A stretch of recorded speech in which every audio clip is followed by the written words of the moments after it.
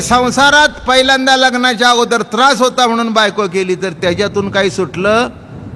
तो म्हणला पूर्वी एकदाच खाली जात होतो, आता ताटातल्या जेवढ्या जिन्स आहेत वांगी आणली, कोथिंबीर आणली नाही होय? अगं तू सांगितलं नाही, मला कुठे माहिती होतं. बरं कोथिंबीर, मग कोथिंबीर घे. नुसतं वांगच खायचं का? शेंगदाणे शेंगदाणे. मग त्याला वाटलं पूर्वीचं होतं ते बरोबर होतं. काय अज्ञान जाऊन ज्ञान केलं.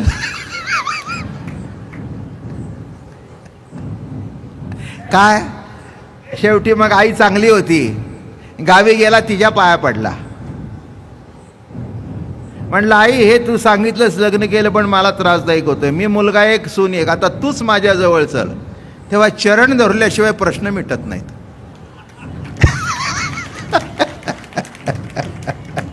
आई म्हणली बाबा माझ्या काळजी करू नको, तूही एकुलता एक आणि माझी सूनही एकुलता एक, ये हां निवांत, मी सगळं शिकवीन करीन, हां तिला येईतोपर्यंत मी करीन. कळलं का?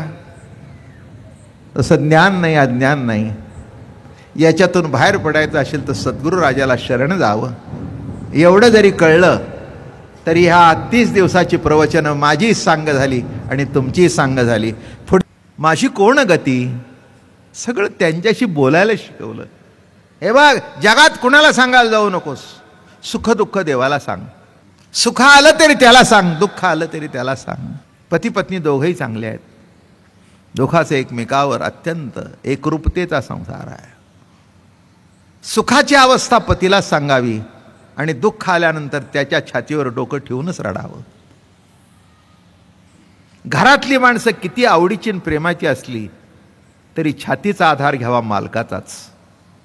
तसं जग किती जरी जवळ असलं तरी सुखदुःखाच्या वेळेला आधार घ्यावा पांडुरंगाचाच.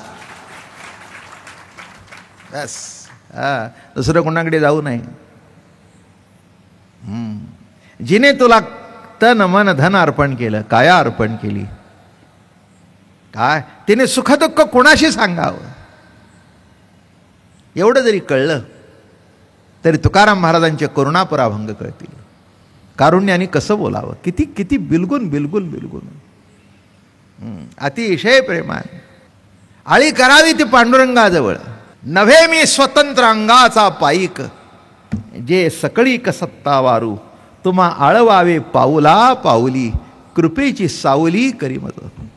शक्तिहीन तरी झालो शरणांगत, आपुला व्रतांत जाणोनिया. तुका म्हणे भवा भेणे धरिले पाय, आणिक उपाय नेणे काही. परमार्थातला उदारपणा महाराज तुमच्यापासून सुरू झाला, म्हणून तर तुम्हाला मी माऊली म्हणतो. नाही का? संसारात उदार असतील, उदार करण्यासारखा मान्य करण्यासारखा, पण इथे अध्यात्मामधला उदार ज्ञानेश्वर महाराजांसारखा जगात दुसरा कोणी नाही. सुरुवात केली उदार उदार म्हणून कृपाळू उदार माझा ज्ञानेश्वर. माझा ज्ञानेश्वर हा कृपाळू आहे, हा उदार आहे. नुसता कृपाळूच नाही तर उदार आहे, उदार आहे. असो असे ज्ञानेश्वर महाराज आमचे. आणि असा चित्तविलास असं वाटत निघालेत खुश आहेत. संसारातले दृष्टांत देताना सुद्धा इतके मजेशीर देतात, आवडीने प्रेमाने देतात. नाथ महाराजांच्या भागवतात सुद्धा फार सुंदर दृष्टांत बरं का. हे 2 संत मोठ्या ग्रंथात, तुकाराम महाराजांची अभंगवाणी, नामदेव महाराजांची अभंग लढीवाळवाणी, अतिशय लढीवाळवाणी नामदेवरायाची बघून घ्यावी. तुकाराम महाराजांचे करुणापर अभंग बघा. मी एक गंमत सांगतो तुम्हाला. तुकाराम महाराजांनी आम्हाला देवाशी कसं बोलावं ते शिकवलं.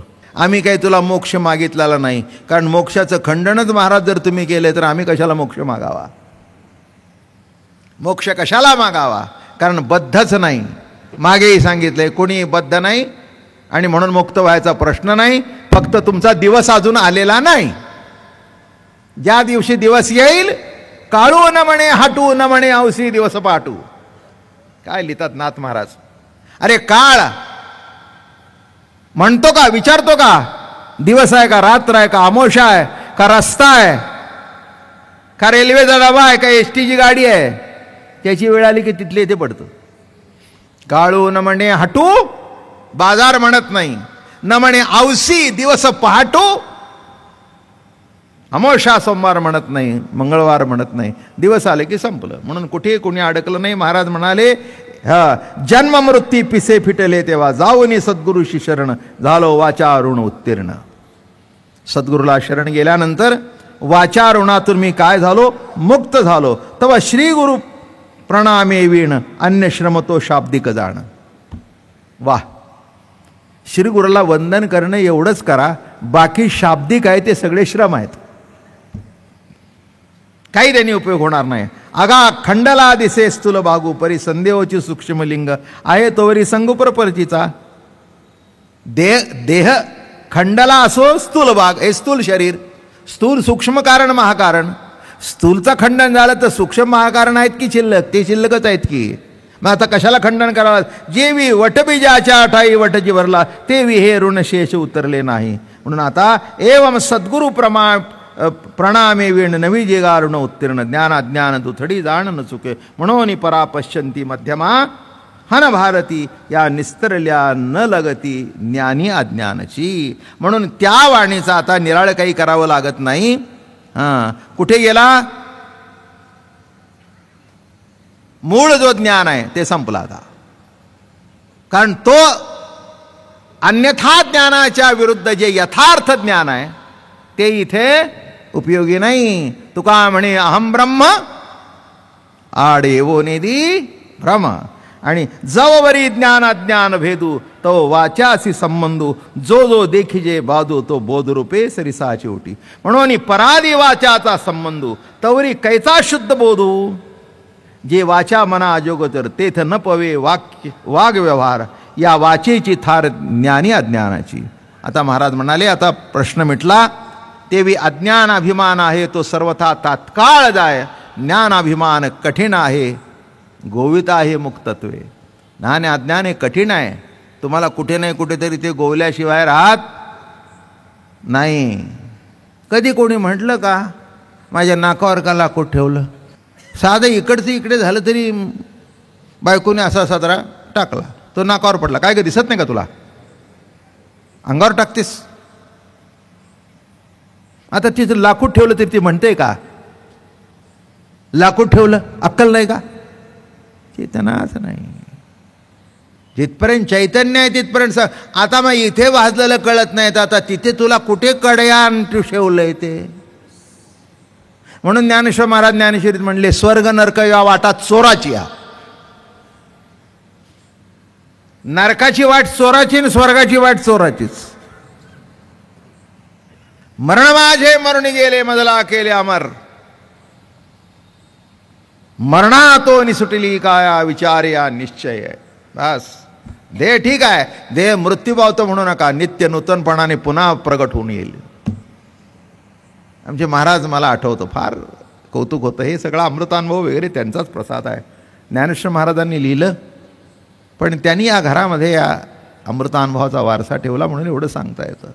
जेव्हा थकले ना ते 71 समाधी घेतली महाराजांनी आळंदीला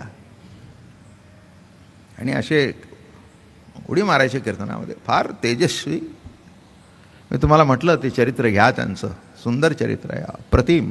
6-6.25 फूट उंच, देखणे काय कीर्तन, काय प्रेमबोध, अप्रतिम प्रेमबोध, ऐकण्यासारखा प्रेमबोध. काय म्हणायचे माहिती आहे का, अरे आता थकलो रे, जरा पाय बी हे झाले, आता पुन्हा येतो तरुण होऊन तुमच्याबरोबर नाचायला. पुन्हा येतो बघा, गेलो की आलोच, फक्त शरीर बदलून येईन. कारण आता जे शरीर आहे ते थकलेलं आहे. मला कीर्तनामध्ये नाचता येत नाही, मला उडता येत नाही, आणि मला तर ती सवय आहे. माझं बोलणं कळलं का. काय झालं, मरण हा तो नि सुटली काया, संपलं. ठीक आहे, ते पुन्हा येणार त्या हरिदासाची आहे घरी. आणि रोज जे आम्ही म्हणतो अकल्प आयुष्य भावे तया कुळा माझी सकळा हरीच्या दासा, काय अर्थ आहे अकल्प. म्हणजे काय देह राहणार आहे का? नाही. काय पण आत्मा जो पुन्हा कुठे जन्म घेऊन येईल तो कोणाच्या तरी वारकऱ्याच्याच घरात येईल. दुसरे उपाय मला काही माहिती नाही. तुका म्हणे भवा बेणे धरिले पाय, तसं आता ऐकलं, आता पाय धरा आणि अमृतानुभव संपून टाका. वाचेचं ऋण फिटायचं ना, बस. तसं फिटणार नाही. चहू वाण्याचं ऋण तसं फिटणार नाही. वाणीचं ऋण फिटणार नाही. फिटेल पण कसं? चरणावर मस्तक ठेवलं की. आणि म्हणून महाराज म्हणतात ते वाचाची उगवन दिसे, ते तर सहजे मरणही नाशे, जन्म मृत्यूचे निमिसे फिटले तेव्हा. संपलं.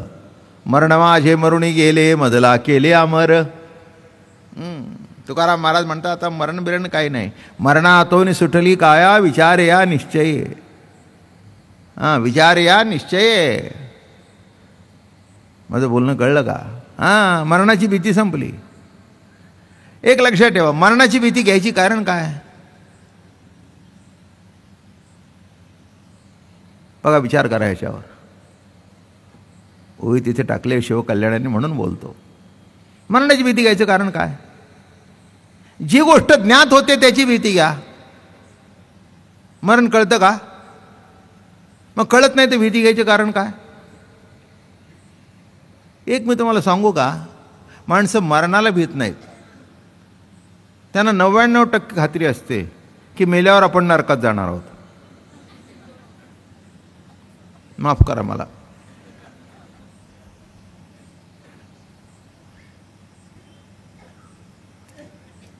लक्षात घ्या माझं बोलणं. त्याला काहीच कळत नाही. त्याला माहित नाही स्वर्गात जाणार का नरकात जाणार. स्वर्गात गेलं तर ठीक आहे, नरकात गेलं तर. आणि मग तिथे ते रंगवलेलंच आहे सगळ्या आमच्या पुराणामध्ये. कढई तापलेली आणि त्याच्यात टाकून दिलं. आता इथे जर वाजलं तेव्हा तुला कळलं नाही तर तिथे टाकून काय कळणार आहे? नाही, माझं म्हणणं बघा ना, इथे ज्यांना भासतात अलग लक्षात, खाली लाकडं वर लाकडं, आडवी उभी, दिलं पेटून. काय खानावळी जायला नको, गावाहून पुण्याला आला. पुण्याला आला मग ते काय कुठेतरी पेइंग गेस्ट म्हणून राहिला. मग जायचं, थकून आलं तरी पुन्हा खाली उतरून जायचं.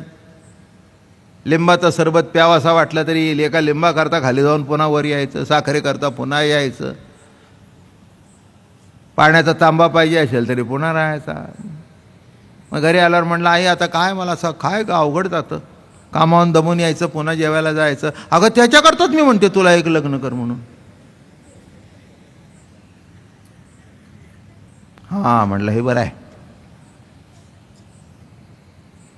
जोपनाकारीने केली बायको आणि तिने एवढे वाढविले रे. 2-3 वर्ष नोकरी साठवून ठेवलेला पगार होता तो त्या खोलीच्या डिपॉझिटलाच पहिला ओढला. इथून सुरुवात संसाराची. झालं. सासूने देताना दिलं होतं पोळपाट लाटणं, गॅस, परात, ताटं, वाट्या, 6 वाट्या, 6 पेले, 6 तांबे, 6 ताटं, खवणी, विळी, झाडू. म्हणजे काही बापूना विकत आणायला नको. जावय बापूना. आता ही लाडवलेली मुलगी झाडू आणून दिला, पण झाडायचं कुणी? माझ्या आईच्या घरी मी असं कधी झाडून काढलं नाही. तो म्हणला माझी आई, मग आमच्या आईने आम्हाला लहानपासून झाडून काढायचे, तेव्हा तू झोपून राहा, मी झाडून काढ.